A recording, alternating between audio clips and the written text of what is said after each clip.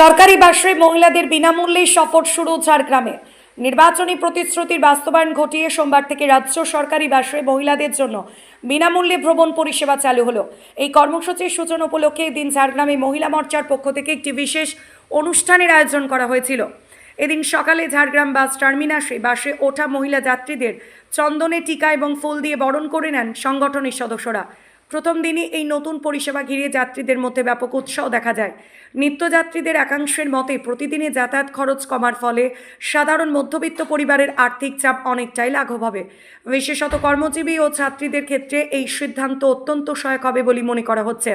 স্থানীয় মহলের মতে মহিলাদের স্বনির্ভরতা এবং সামাজিক গতিশীলতা বৃদ্ধির ক্ষেত্রে এই প্রশাসনিক সিদ্ধান্ত আগামী দিনে গুরুত্বপূর্ণ ভূমিকা পালন করবে। আজকের থেকে তো সমস্ত সরকারি বাসে মহিলাদের জন্য একদম বিনামূল্যে হয়ে গেল। এই বিষয়টা কিভাবে দেখছেন? এটা খুব ভালোই একটা ব্যাপার। তবে যদি কেউ ইচ্ছা করে তাহলে সে টিকিট কেটেই উঠতে পারে, কারণ সবার জন্য ফ্রি, তো এটা একটু খুব বেশি দেওয়া হয়ে গেছে। তো ভালো, এটা খুব ভালো। আপনাদের কতটা সুবিধা হবে?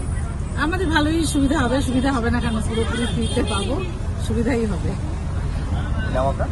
হ্যাঁ, আমার নাম কৌশালী ভট্টাচার্য।